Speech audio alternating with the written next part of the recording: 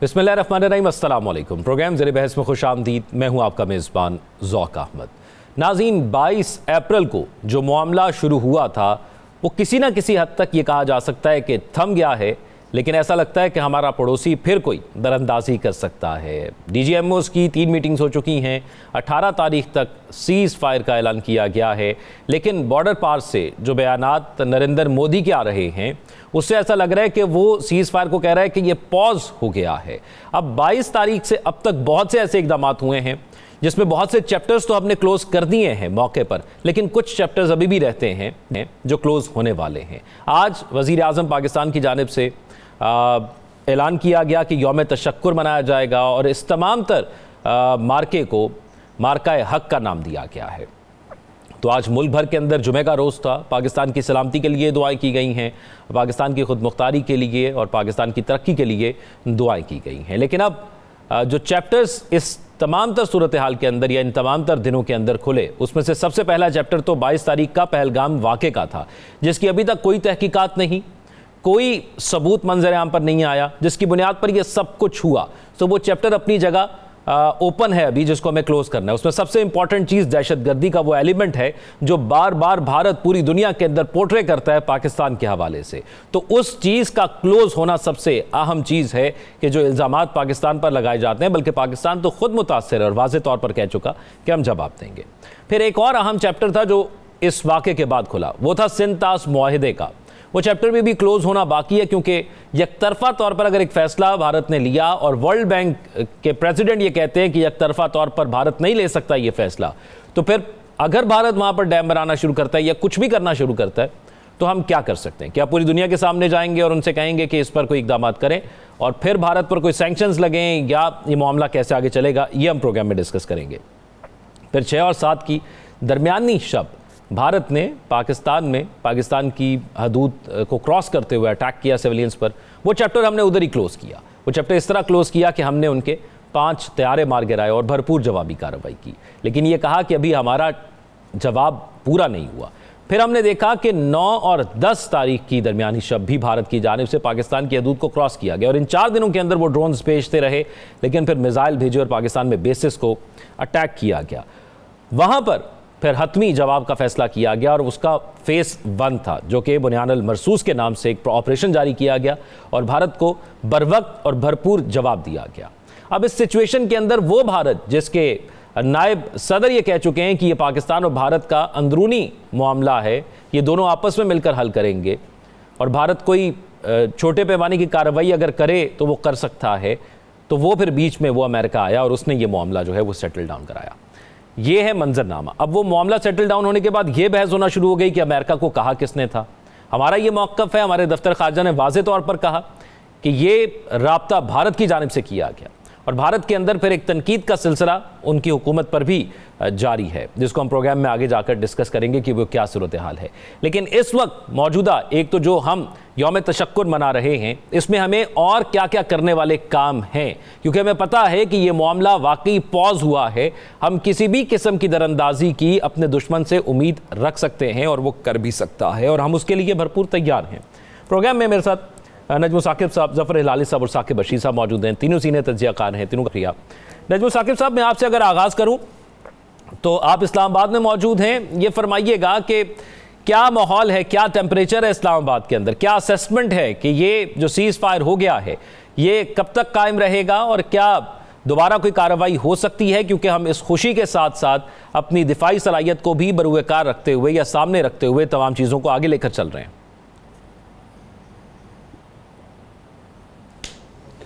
इस्लामाबाद का माहौल आपको याद होगा, हमने ट्रांसमिशंस की इसी दौरान, जंग के दौरान भी और जंग से पहले भी और उसके बाद भी, और हमने आपको लम्हा लम्हा आगाह किया, अपने नाजरीन को आगाह किया कि इधर सुकून है भाई, और ये अगर जंग के दौरान सुकून था तो इस वक्त तो आपकी फ़तह का ऐलान हो चुका, बेहद सुकून है। अब ये जो आपने एक काम की ज़बरदस्त बात की है ना, देखिए ये जो सीज़ फायर होता है ना, ये 2 जंगों के दरमियान के एक अनईजी ब्रीदिंग स्पेस को कहते हैं। सीज़ फायर का मतलब है कि फायर को रोक दें। इसका ये मतलब नहीं है कि इंडिया को समझ आ गई है कश्मीर का मसला हल हो जाएगा, सिंतास के बारे में जो उन्होंने बातें की हैं वापस हो जाएंगी, कोई बगलीहार किशन गंगा इधर उधर हो जाएगा। ऐसा कुछ नहीं होगा। सीज फायर का मतलब है कि फायर रोक दें, फायर रोक दिया। अब ये जो फायर रुकना है, इसमें सिर्फ ये देखना है कि 18 तारीख तक की बात हुई, क्या हम इस दुश्मन पे एतबार कर सकते हैं जिसने हमेशा ये किया कि हमें सरप्राइज दिया।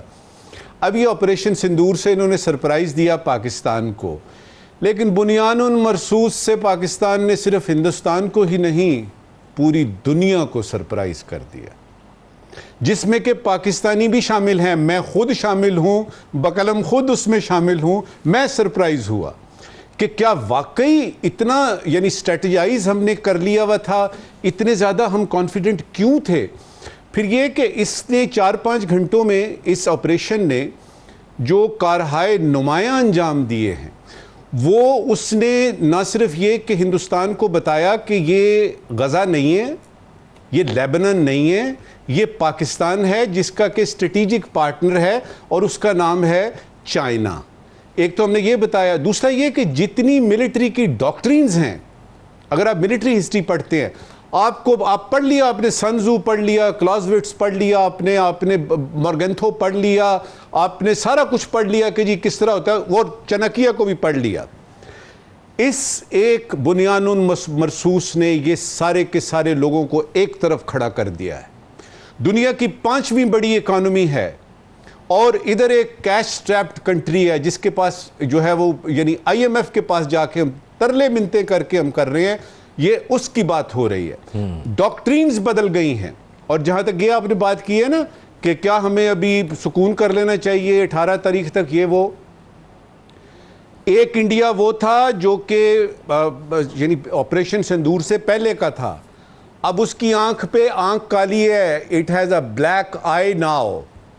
अब इसको गुस्सा है, अब वो जो हालात उधर क्रिएट हुए हुए हैं अवाम का, ये वो हिसाब किताब और दुनिया के सामने जो बिस्ती हो गई है, अब उसने उसका बदला लेना है। लिहाजा मैं अपने वॉर गेमिंग रूम में बत्तियां बंद नहीं करूंगा, 24/7 तक बत्तियां जलेंगी, किसी वक्त भी वो कुछ कर सकता है।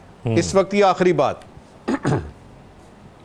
बिस्मिल्लाहिर्रहमानिर्रहीम, इज़ा जा नस्रुल्लाहि वल फथ वराइतन नास यदखुलून फी दीनिल्लाहि अफ़वाजा फसब्बिह बिहम्दि रब्बिका वस्तगफिर इन्नहु काना तव्वाबा। जब फतह मुबीन मिलती है, जब फतह मिलती है तो बहुत ज़्यादा जश्न नहीं मनाते, क्योंकि उसके बाद ये है कि शुक्राने की बात की, अल्लाह ताला की आप मदह करें, आपने शुक्र अदा करना है। और इसीलिए आज का दिन फिर से मनाया जा रहा है। एक तरह से हदिया तहनीयत है अस्करी आपकी क़यादत को, आपकी जो सियासी क़यादत है, और ख़ास तौर पे जो आपकी एयरफोर्स है और उसका वो जो साइबर डिवीज़न है, ख़ास तौर ख़ासुल ख़ास, तो उन सबको सलाम है, उन सबको सल्यूट है। और उसके बाद ये है कि वो जो इर्तज़ा 7 साल का बच्चा था, और फिर ये जो स्क्वाड्रन लीडर उस्मान यूसुफ हैं, ये वो हैं, ये जो यानी तारीख़ याद रखेगी कि इस उस्मान यूसुफ ने क्या कारहाय नुमायां अंजाम दिए। और वो जो पसे पर्दा होते हैं, जो कुर्बानियाँ देते हैं, शहादत का मर्तबा हासिल करते हैं। एक चीज़ वाज़े हो गई, हिंदुस्तान को पहली दफ़ा पता लगा कि ये जो इस सेंचुरी की 21वीं सदी की पहली लड़ाई जो 2 न्यूक्लियर पावर्स के दरमियान हुई, हिंदुस्तान को पता लगा कि उसने जो तज़वीराती गलती की है, उसने ये गलती नहीं है कि उसको अपने ऊपर मान था, उसने ये गलती की कि अपने दुश्मन को ठीक तरह से, उसकी स्ट्रेंथ को ठीक तरह से नहीं समझा। और ये चीज़ हमारे लिए, इस खित्ते के लिए, पूरे आलम के लिए बड़ा अच्छा है, क्योंकि अब वो जब कोई इस तरह की चीज़ हरकत करने लगेंगे तो उनको पता होगा कि बुनियानुन मरसूस क्या चीज़ है।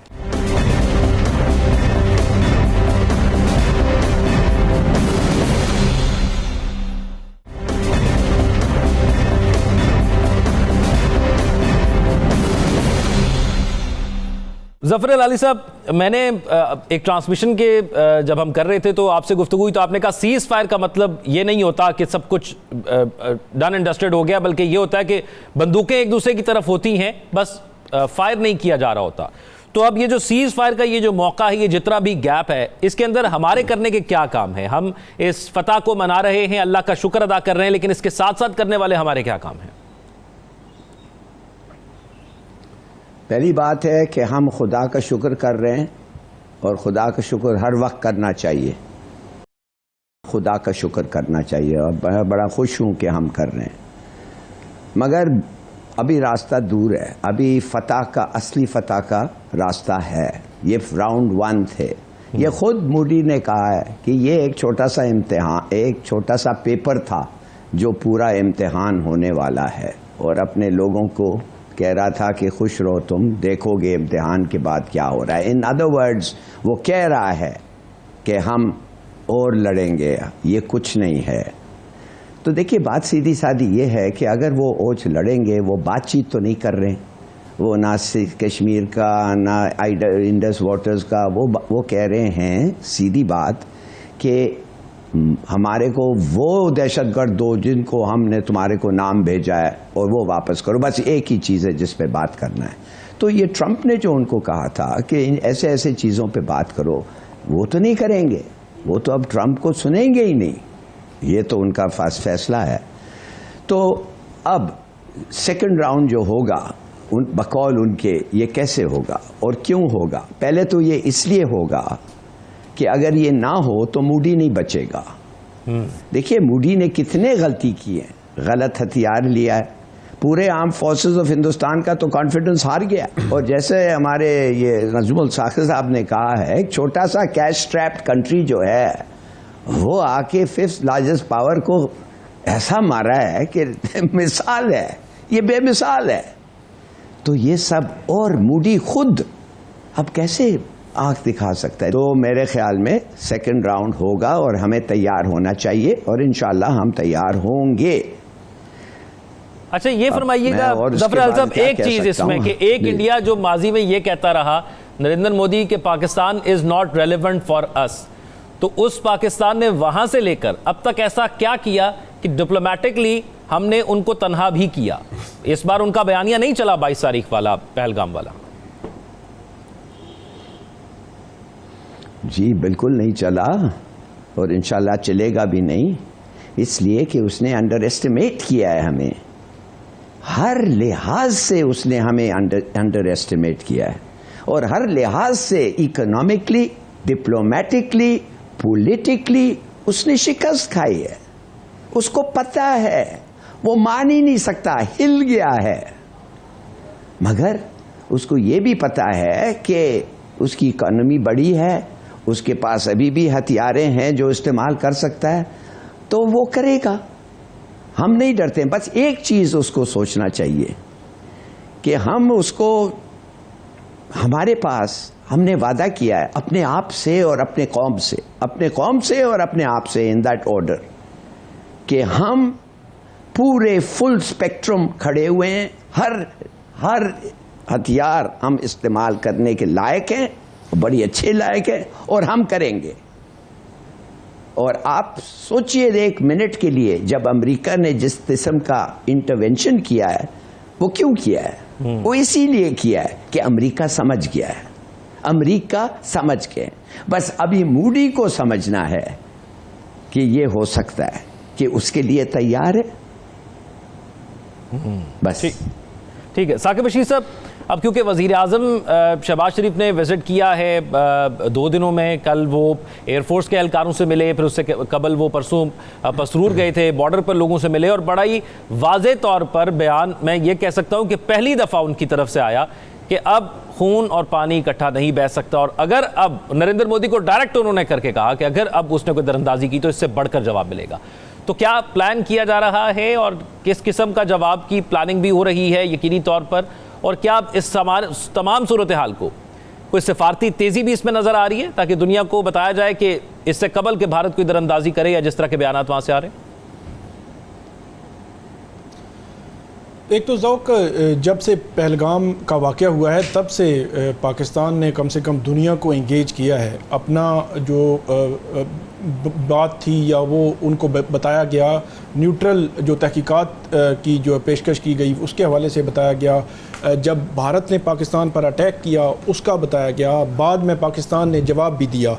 अभी जो सूरत हाल चल रही है, जो आपने इंट्रो में बताया कि वहाँ भारत की जानिब से एक तो जो उनके वज़ीर दिफा हैं उन्होंने कहा कि वो ऑपरेशन हमारा अभी जो है वो जारी है, और दूसरी जानिब जो वहाँ का मीडिया है वो ये कह रहा है कि ये पाज है, ये सीज़ फायर नहीं है।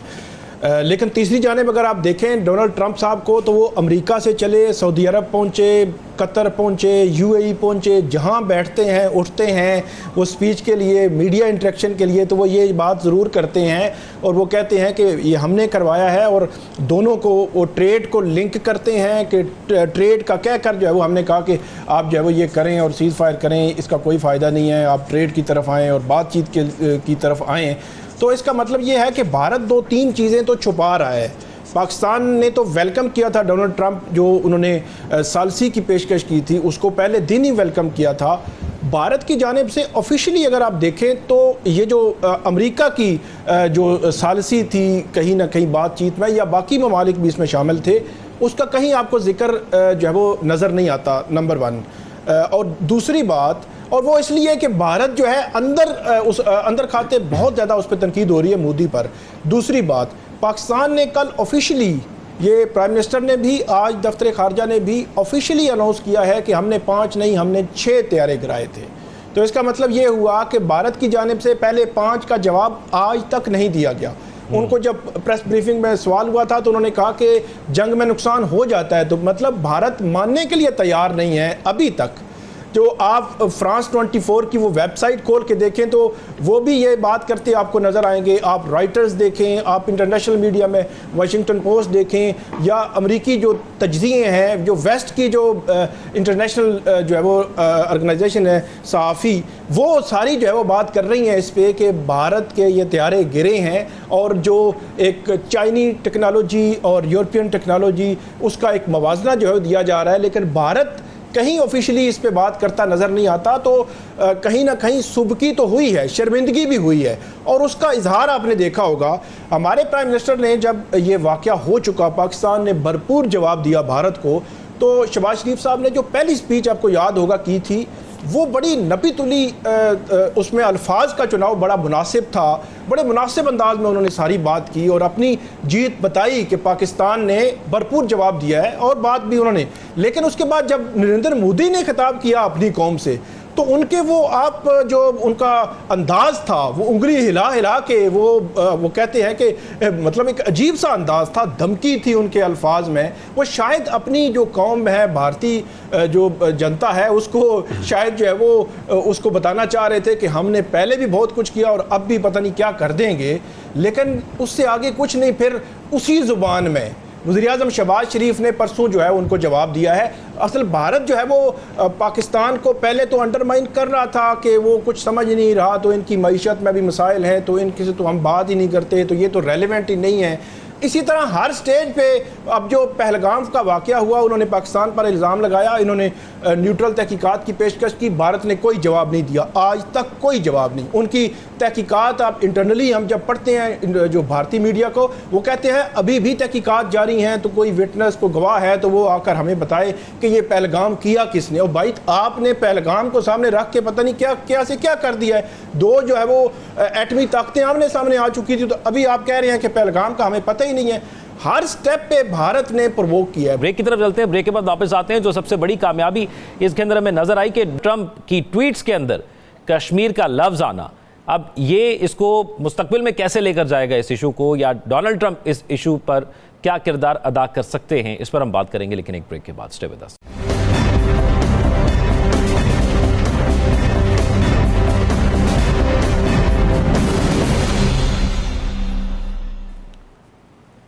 ब्रेक के बाद खुशामदीद नाज़रीन। सबसे अहम मामला इस तमाम सूरत हाल के अंदर वो कश्मीर का है, और जब ये सीज़ फायर की खबर सामने आई तो जो खबरें हमें ज़राए से आ रही हैं, या जो कुछ वफाकी वज़रा इसको तस्दीक कर रहे हैं, वो यही है कि पाकिस्तान ने कहा था कि सीज़ फायर उस वक्त सूरत में मुमकिन होगा जब कश्मीर का जिक्र बीच में आएगा, और कश्मीर का जिक्र आ गया। लेकिन भारत इस पर बात करने को अब भी तैयार नहीं है। पाकिस्तान का मौक़िफ़ ये है कि चले, जब बैठेंगे बात होगी हमारी तरफ से और उनकी तरफ से, तो बात जब डिस्कस होना शुरू होगी तो उससे ये बेहतरी की तरफ जाएगी। क्या ये बेहतर हो सकती है? क्योंकि वो इसको अपना हिस्सा समझता है जो कि इंडियन ऑक्यूपाइड कश्मीर उनके पास मौजूद है। गैर कानूनी तौर पर उन्होंने अपने अमेंडमेंट की और उसको अपने साथ शामिल कर लिया।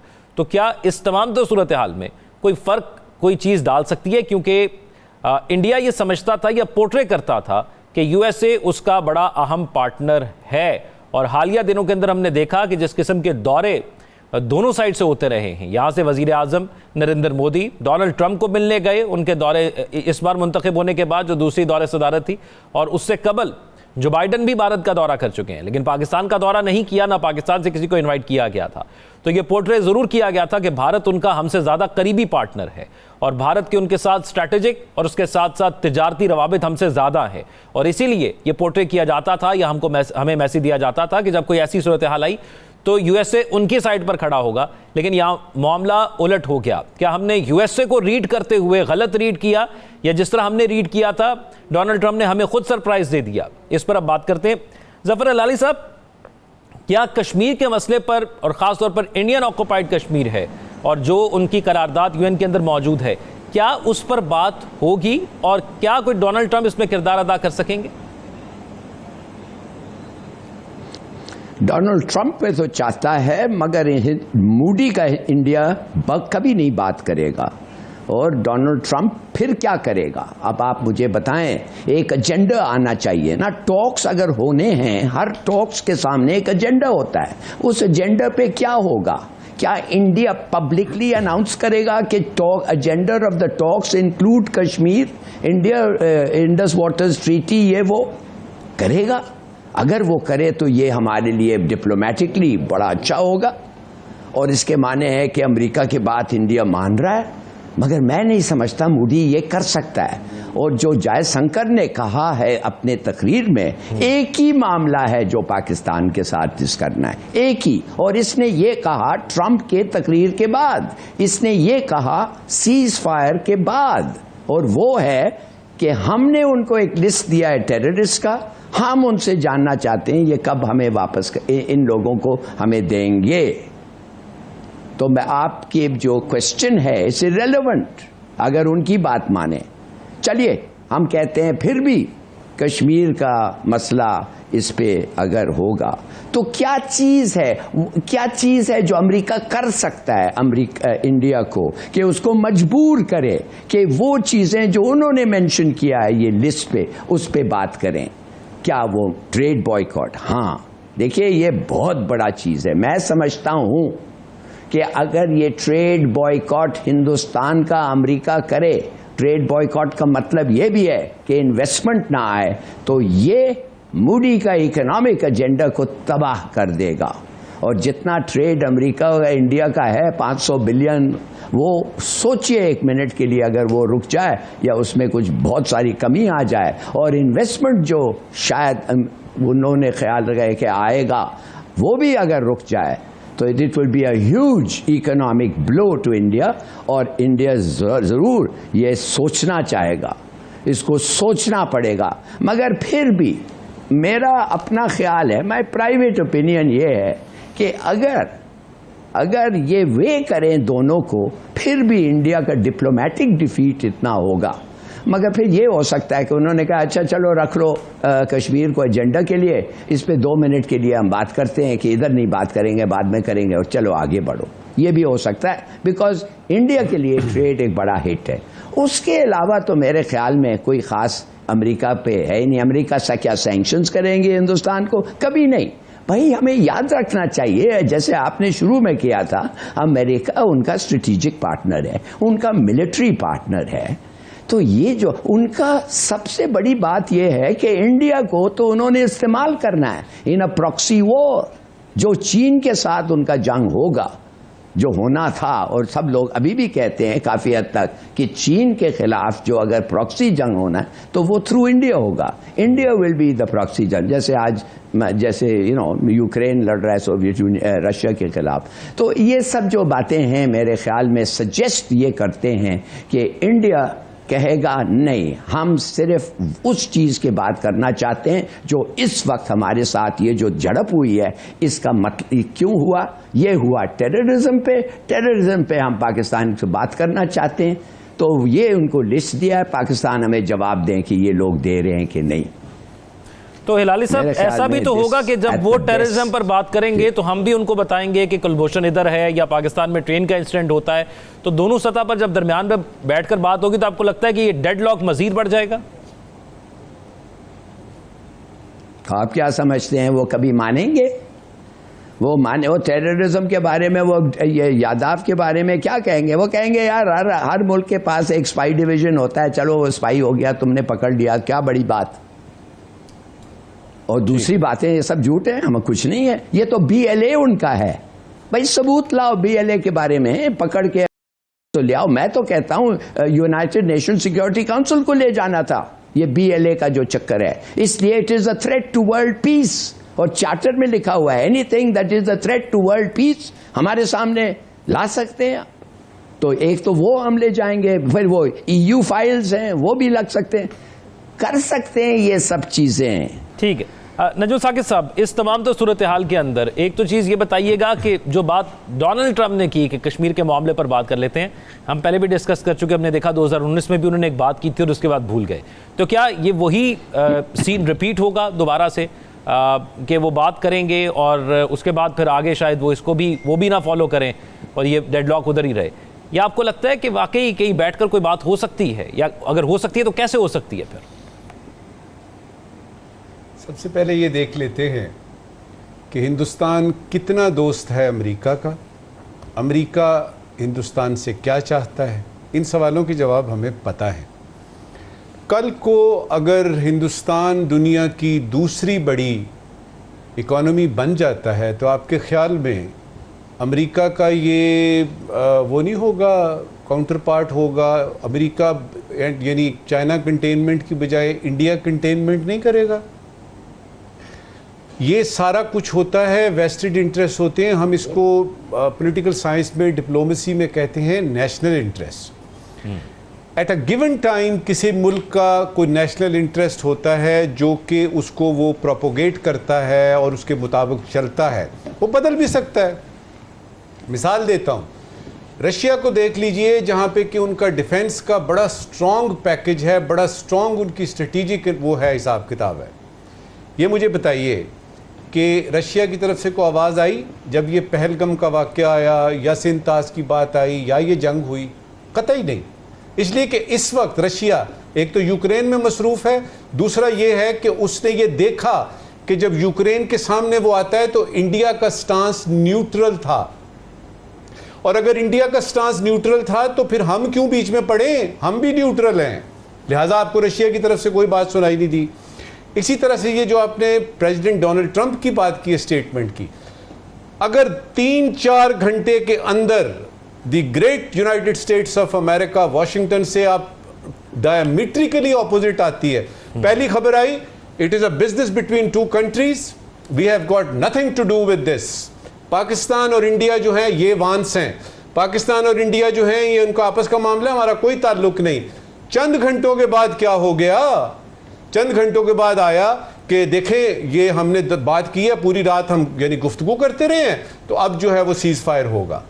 ये बीच में हो क्या रहा है, होता क्या है? ये आज नहीं हो रहा, ये सदियों से होता है।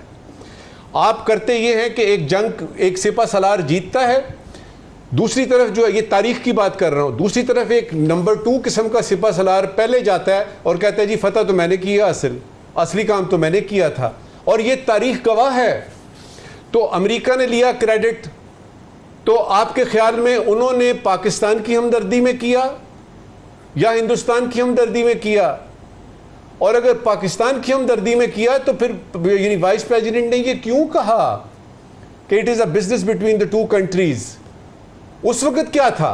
तो इसके लिए समझने के लिए आपको समझना पड़ेगा the concept of real politic.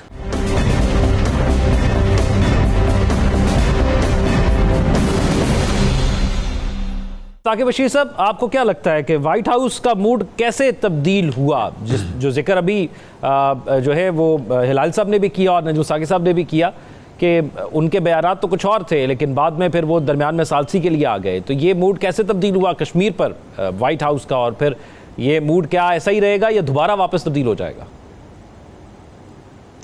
Kashmir तो मसला कश्मीर जो है वो यकीनी तौर पर वो पाकिस्तान हमेशा उसको उठाता रहा है। जब बात हुई होगी तो पाकिस्तान की जानिब से इस पॉइंट को उठाया गया होगा, लेकिन जो आप वाइट हाउस के मूड की तब्दीली की बात कर रहे हैं तो वो समझने के लिए वो आपने सुना होगा एक अलार्मिंग इंटेलिजेंस की जो वो वर्ड इस्तेमाल हुआ था। CNN ने भी और मुख्तलिफ जो इंटरनेशनल इदारे हैं कि जो अमेरिका को कोई इंटेलिजेंस मौसूल हुई थी, और वो यकीनी तौर पर इंटेलिजेंस वही थी कि दो जो जब वो एटमी ताकतें जब आपस में लड़ रही हैं और वो चीज़ें स्टेप बाय स्टेप आगे बढ़ती जा रही हैं, तो इस के तनाजुर में ही कोई जो है वो हुई होगी वो इंटेलिजेंस, जिसका इज़हार डोनाल्ड ट्रंप करते हैं। जब भी वो बात करते हैं तो वो उसका लिंक कहीं ना कहीं उसको जोड़ते हैं कि ये चीज़ें आगे बढ़ती तो उसका जो है वो नुकसान भी हो सकता था। तो वो है मामला। बाकी जो मसला कश्मीर है उसके लिए बिल्कुल जो है वो भारत ने पूरा अपना किरदार अदा किया है कि वो पाकिस्तान 2019 के बाद से लेकर इस हवाले से कोई बात नहीं हो रही थी, भारत कोई बात नहीं कर रहा था, दुनिया पे उस तरह बात नहीं हो रही थी, लेकिन अब जाकर मसला कश्मीर दुनिया के सामने उजागर हुआ है। दुनिया समझती है कि दो एटमी ताकतों के माबैन एक इतना बड़ा इशू है, इसको रिजॉल्व होना चाहिए। अब देखना यह है कि भारत क्या मुज़ाकरात की टेबल पर आएगा या नहीं आएगा। भारतीय साइड से वो सारा आप देखें वहाँ का जो नैरेटिव है, या वहाँ के जयशंकर हैं उनसे अगर कोई सवाल होता है, या जो भारतीय जो मोदी हैं उनकी कैबिनेट के जो वज़रा हैं उनसे सवाल होता है, या भारत में जो नैरेटिव बिल्ड कर रहा है। जब ये डोनाल्ड ट्रंप ने 2 दफ़ा ये बात की है और उन्होंने कहा कि 1000 साल पुराना जो है वो जो एक मामला है जो इनके दरमियान, अगरचे वो उनके पास शायद इन्फॉर्मेशन यही पहुंच रही होगी या उनको मालूम नहीं है कि ये 1000 साल है या कितना अरसा ये पुराना जो है वो इशू है मसला कश्मीर। तो इस मामले पे जब जब बात होती है तो उस तरफ का जो रिएक्शन मैंने देखा है, मैंने उसको सारा वाच किया है, तो वो कहते हैं कि ये तो मतलब मोदी सरकार की सबसे बड़ी सफारती नाकामी है कि दुनिया के सामने मसला कश्मीर जो है वो आ गया, जिस पे कभी दुनिया बात ही नहीं करती थी, अब जो है वो बात हो रही है। फिर पहलगाम पे आप देखें कि जो मोदी सरकार है, भारतीय हुकूमत है, उसने 100 जतन किए कि वो पाकिस्तान के ख़िलाफ़ दुनिया बात करे, दहशतगर्दी के हवाले से बात की जाए। दहशतगर्दी जो वहाँ पे हुई उसको तो सब ने कंडेम किया, लेकिन जो भारत चाह रहा था, जो मोदी चाह रहा था, वो बयानिया उनको दुनिया से नहीं मिला। इंटरनेशनल मीडिया ने मोदी को एक्सपोज किया। अब क्या ये आगे बढ़ सकेगा मामला, और क्या मसला कश्मीर पर कोई ब्रेक थ्रू हो सकता है? मेरा ख्याल है ये अभी बहुत कबल अज़ वक्त है। अभी तो बिल्कुल फर्स्ट स्टेप है कि सीज़ फायर, और सीज़ फायर के बाद अभी सिंध तास मुआहिदा डायरेक्ट पाकिस्तान और भारत के दरमियान ये मामला है, और बड़ा क्लियर किया है जो है वो वज़ीर-ए-आज़म शहबाज शरीफ ने भी, पाकिस्तान ने भी सिंध तास मुआहिदे पे भारत को जो उसने उसको मुअत्तल किया उससे पीछे हटने पड़ेगा। वर्ल्ड बैंक का वो बयान आपने भी, जो सदर है वर्ल्ड बैंक के, उसका बयान आपने भी उसको दोहराया है कि उन्होंने भी कहा है कि वो मुअत्तल कर ही नहीं सकता। बिल्कुल ऐसा ही है, लेकिन क्या दुनिया के नज़रिए में कोई तब्दीली आई? क्योंकि हम ये बात बार बार करते हैं, और बार बार इसलिए भी करते हैं कि इसको ज़रा संजीदा नौइयत पर देखा जाए कि मल्टीपल लैंग्वेजेस के अंदर ब्रॉडकास्ट या लोगों तक पहुंचाना। लेकिन ये जो हालिया दिनों के अंदर हुआ, पूरे इंटरनेशनल मीडिया ने इसको कवर किया, वो मीडिया जो दुनिया के अंदर मकबूल है और ऑथेंटिक समझा जाता है, उसने पाकिस्तान की साइड ली, पाकिस्तान के फैक्ट्स को माना, इंडिया के फैक्ट्स को झुटलाया।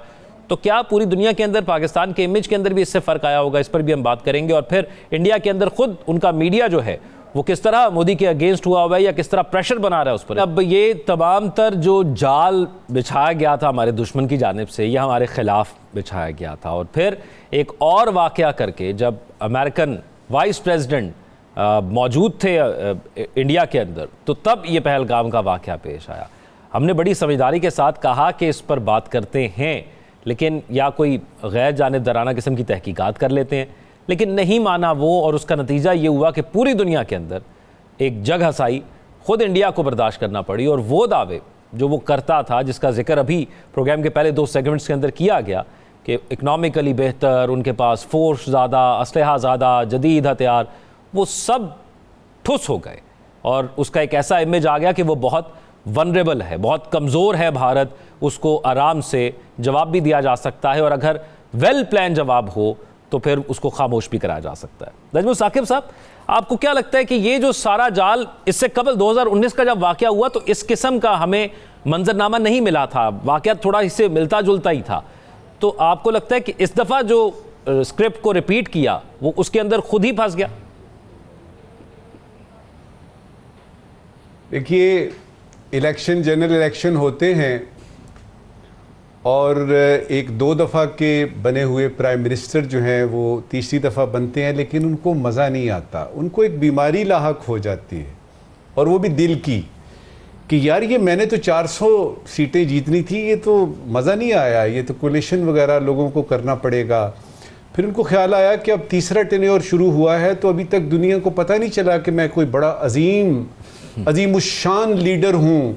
फिर उनको ख्याल आया कि चाइना जो है वो क्या है हमारे मुकाबले में, पाकिस्तान तो दूर की बात है, तो उनको चाइना पे तो बस चलता नहीं है।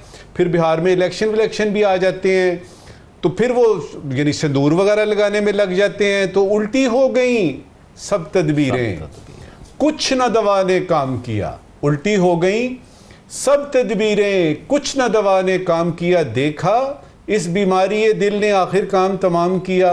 फिर ये होता है कि वो जो बीमारी लगती है वो काम ही तमाम कर देती है। एक तो इंडिया का जो इमेज था, shining India, rising India, technologically very strong and sound India, India India India, एकदम से भाप की तरह से ऐसे करके, अच्छा पूरी दुनिया में इमेज। उसके बाद ये कि अगर चाइना से मार पड़ती थी आपको, फर्ज करें 1962 में, या आपका गलवान वैली में आपको फेंटी पड़ी, तो वो सेंस बनती है, चाइना आपसे बेहतर है इधर से, तो उल्टी हो गई ये सारी तदबीरें। अब हुआ ये है कि उससे इस्तीफा मांगा जा रहा है, इस्तीफा दे। अवाम को हमने देखा निकलते हुए, उनको असल में दो गुस्से हैं।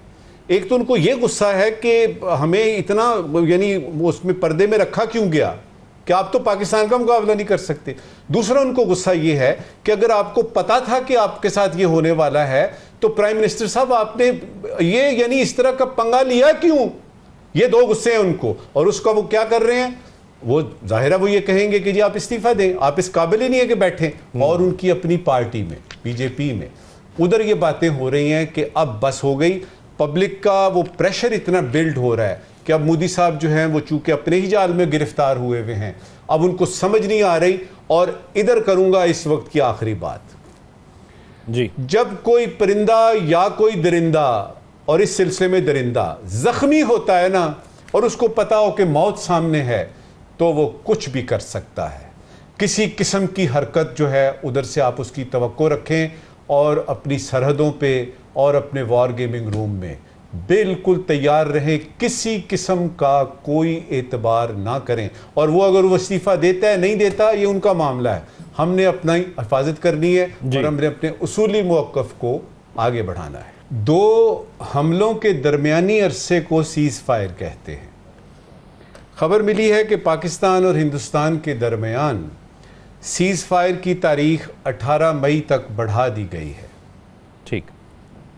आज का गैर ज़रूरी सवाल, वज़ीर आज़म नरेंद्र मोदी साहब के हालिया इक़दामात की वजह से उनकी पार्टी और हिंदुस्तानी अवाम उनसे सख्त नालां हैं, नाराज़ हैं।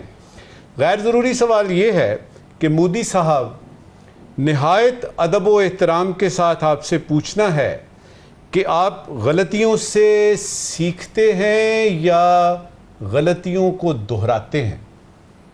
ठीक है, हमारे नाज़रीन सोशल मीडिया पर अपने फीडबैक से आगाह करें। तीनों मेहमानों का बहुत शुक्रिया, अपना ख्याल रखिएगा, अल्लाह हाफ़िज़।